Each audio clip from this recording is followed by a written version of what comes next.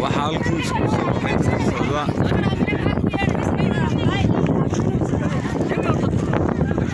السلام عليكم شرفت لي هلكا مكانان وشرفت يوم ماموس كسارين انتو إذا صبح كاي براكعي كلكي aqalkayga dhinaciisa gaariga dhigtay ayuu yiri dumarka barakacuu waa wada dhilooy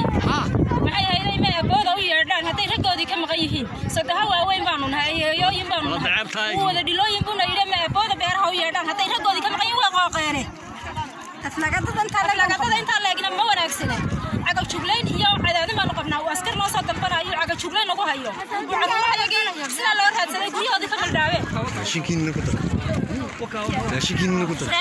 halkaas ku xareysay yahay ku xareysay 2 bilood ka hor ayuu halka ku xareystay mana hayno meel geeyana war ma haynano dadkii kalena ku siiyo u dhameeyay halkaas waa mar ku